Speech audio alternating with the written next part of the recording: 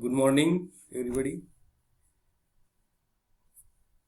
Me doctor Anurag Chandre, department of commerce, Navgan महाविद्यालय परळी वैजनाथ. आज आपण बिझनेस इकॉनॉमिक्स, व्यावसायिक अर्थशास्त्र याविषयी माहिती पाहणार आहोत. व्यावसायिक अर्थशास्त्र ही एक अर्थशास्त्राची शाखा आहे आणि या शाखेमध्ये व्यवसायाशी संबंधित सर्व अर्थशास्त्रीय सिद्धांताचा वापर कसा करावा याचा अभ्यास व्यावसायिक अर्थशास्त्रामध्ये केला जातो. विशेष करून यामध्ये अर्थशास्त्रामध्ये निर्णय घेणे आणि नियोजन करणे ही व्यवस्थापकाची दोन प्रमुख कार्य असतात.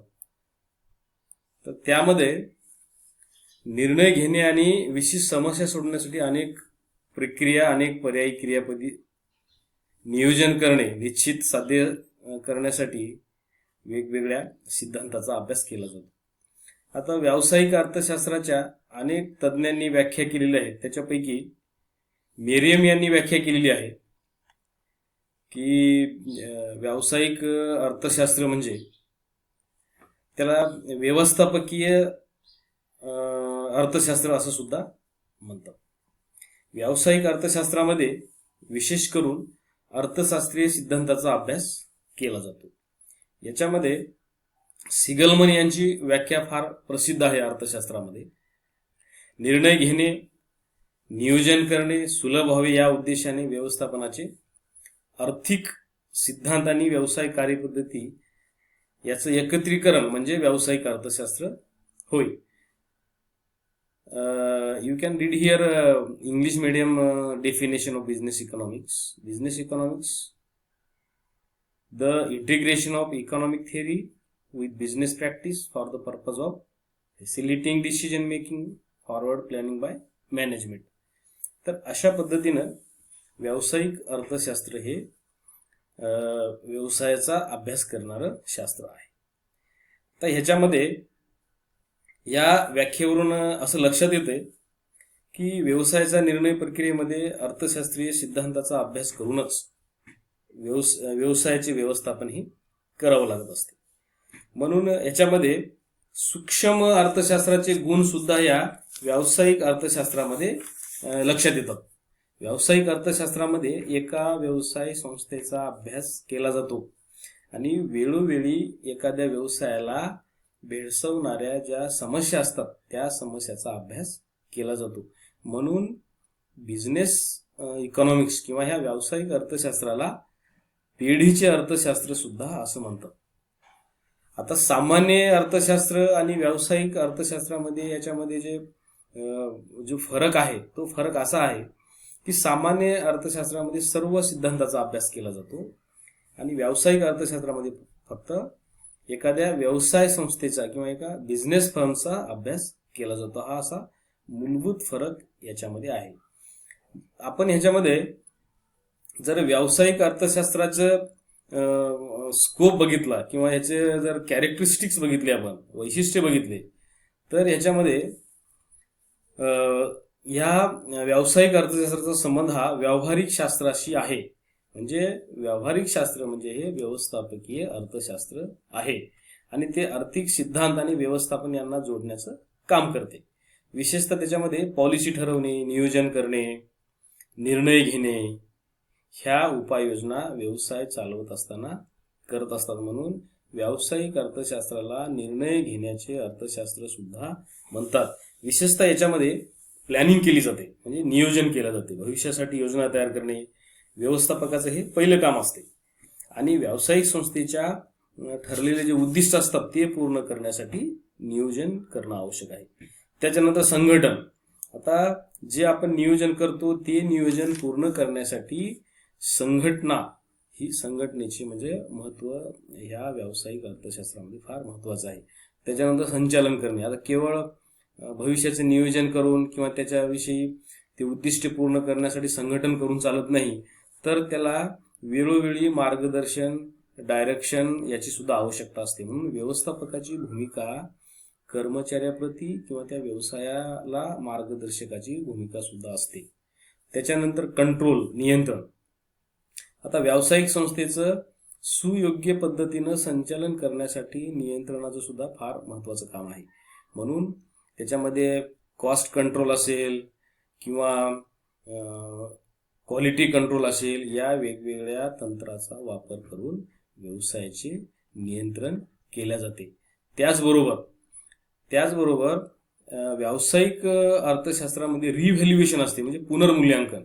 व्यवस्थापकाचं काम हे शेवटचं कार्य आहे आणि व्यवसाय संस्थेची उद्दिष्टे डोळ्यासमोर ठेवून त्या संस्थेची उद्दिष्टे किती पूर्ण झालेली आहेत हे तपासण्याचं काम व्यावसायिक अर्थशास्त्रामध्ये केलं जातं. हे झाले व्यावसायिक अर्थशास्त्राचं म्हणजे अर्थ किंवा व्यावसायिक अर्थशास्त्र काम कशा पद्धतीने करते. जर समजा आपण व्यावसायिक अर्थशास्त्राची व्याप्ती जर बघितली, nature and scope of business economics, तर व्यावसायिक अर्थशास्त्र हे एक शास्त्र आहे. कारण या अर्थशास्त्रामध्ये वस्तुनिष्ठ आणि आदर्शवादी अशा दोन्ही संकल्पनेचा अभ्यास केला जातो. म्हणजे एखादी व्यावसायिक संस्था असेल तर त्या व्यावसायिक संस्थेसमोर कोणती समस्या असतात, त्या व्यावसायिक संस्थेमध्ये कोणत्या सिद्धांताचा वापर केला जातो, किंवा बाजारपेठेमध्ये तेजी मंदी असेल तर त्याला कसं फेस करायचं, अशा वेगवेगळ्या म्हणजे समस्याचा अभ्यास करून त्याच्यावर उपाययोजना केली जातात. हे झालं व्यावसायिक अर्थशास्त्राची व्याप्ती. ही म्हणजे फक्त व्यवसायाशी संबंधित, फक्त त्या व्यवसाय संस्थेशी संबंधित नसून बाजारपेठेशी संबंधित आहे. त्याच्यानंतर आपण व्यावसायिक अर्थशास्त्राची समजा उद्दिष्टे जर बघितली, ऑब्जेक्टिव्ह ऑफ बिझनेस इकॉनॉमिक्स, त्याच्यामध्ये व्यावसायिक जोखीम कमी करणे. आधुनिक या युगामध्ये जर व्यवसाय करायचा असेल तर अनिश्चित अशी परिस्थिती बाजारपेठेमध्ये असते. मग त्याच्याशी जे जोखीम असते, तर अशा जोखीम दूर करण्यासाठी व्यावसायिक अर्थशास्त्रामध्ये वेगवेगळ्या जे तंत्र असतात, सिद्धांत असतात, त्याचा वापर करून या व्यवसायामधले जोखीम किंवा रिस्क ही कमी केली जाते. त्याच्यानंतर नियोजन आणि निर्णय घेण्यास मदत करणे. व्यावसायिक अर्थशास्त्र हे निर्णय घेण्यासाठी आणि नियोजन करण्यासाठी मदत करत असते. त्याच्यामध्ये व्यावसायिक अर्थशास्त्र हे व्यवस्थापकासमोर भांडवल, किंमत, उत्पादन खर्च, नफा अशा वेगवेगळ्या अर्थशास्त्रामधल्या ज्या समस्या असतात ते सोडवण्यासाठी म्हणजे अनेक जे पर्याय असतात त्या पर्यायाचा वापर केला जातो. त्याच्यानंतर पूर्व अनुमान करणे म्हणजे फ्युचर प्लॅनिंग. आता पूर्व अनुमान हा व्यावसायिक व्यवस्थापकाचा हा फार महत्वाचा घटक असतो. अनेक व्यावसायिक निर्णय हे अगोदरच्या म्हणजे पूर्व अनुभवावर घेतले जातात. म्हणजे जोखीम किंवा लास्ट इयरला नफा किती झाला होता, किती खर्च झाला होता, असे वेगवेगळ्या प्रकारचे निर्णय किंवा पूर्व अनुभवून केले जातात. त्याच्यानंतर नियंत्रण करणे. आता वेगवेगळ्या पद्धतीचं नियंत्रण असते. मी मग सांगितलं की कॉस्ट कंट्रोल असते, क्वालिटी कंट्रोल असते, व्हॅल्यू कंट्रोल असते, किंवा असे वेगवेगळे जे तंत्र असतात, सिद्धांत असतात, त्याचा वापर करून हे नियंत्रण केलं जाते. त्याच्यानंतर संघटनेत सहाय्य करणे. आता व्यवसायामध्ये समाविष्ट असलेल्या विभिन्न जे विभाग असतात, तर त्याच्यामध्ये व्यावसायिक अर्थशास्त्र हे वेगवेगळ्या विभागामध्ये कर्मचाऱ्याशी संबंधित ज्या समस्या असतात ते दूर करण्याचं काम सुद्धा करत असते. त्याच्यानंतर संदेश वहनामध्ये मदत करणे. आता प्रत्येक व्यवसायिक संस्थेमध्ये योग्य संदेश वहन हे त्या व्यवसाय संस्थेचं यश अपयश त्याच्यावर अवलंबून असते. म्हणजे योग्य संदेश व्यवसायाशी संबंधित जी व्यवस्था असते त्याच्यासाठी व्यावसायिक अर्थशास्त्र हे उपयोगी पडत असते.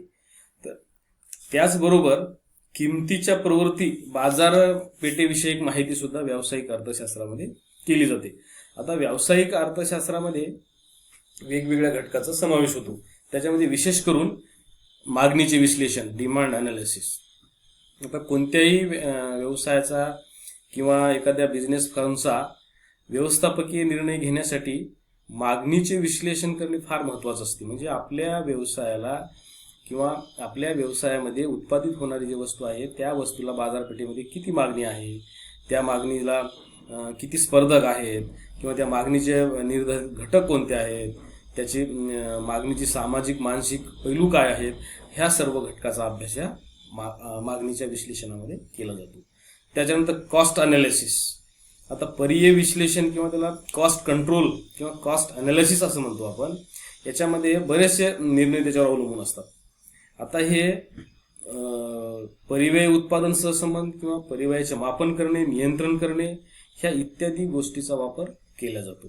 त्याचबरोबर प्राइसिंग अनालिसिस म्हणजे किमतीचे विश्लेषण. आता उत्पादित वस्तूची किंमत हे नफा मिळवण्याचा मुख्य साधन आहे.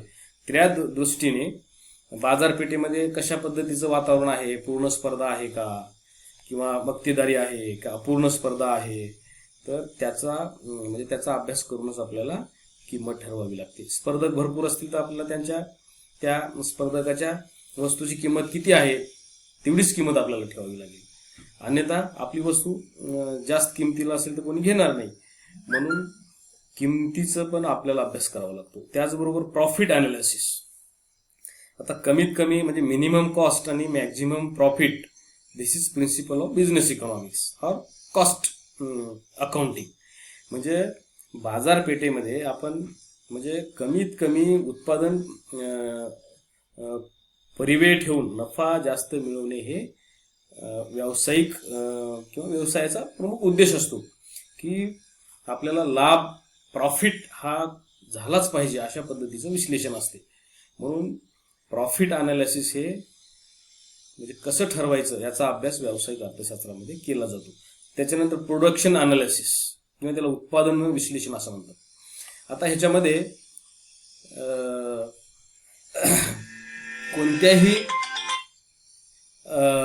व्यावसायिक पिढीमध्ये उद्योगाची एक पूर्व निर्धारित तत्व असतात. म्हणजे त्याच्यामध्ये उत्पादनाचं विश्लेषण करणं किंवा उत्पादनाचं पॉलिसी ठरवणे, उत्पादनाचं पूर्व नियोजन करणे, व्यवस्थापन करणे, निर्णय घेणे, ह्या इत्यादी गोष्टीचा अभ्यास करूनच उत्पादनाचं टार्गेट ठरवलं जाते किंवा किती उत्पादन करायचं हे ठरवलं जातं. त्याचबरोबर कॅपिटल बजेट अनालिसिस. आता भांडवलाचा अंदाजपत्रक तयार करणे हे व्यवसायामध्ये व्यवस्थापकाचं फार महत्वाचं काम आहे. म्हणून व्यावसायिक अर्थशास्त्राच्या अभ्यासामध्ये कॅपिटल बजेटिंग अनालिसिस ह्या तत्वाचा सुद्धा वापर केला जातो. त्याचबरोबर फायनान्शियल अनालिसिस, वित्तीय विश्लेषण होतं. वित्तीय विश्लेषण ह्या तत्वाचा सुद्धा व्यावसायिक अर्थशास्त्रामध्ये अभ्यास केला जातो.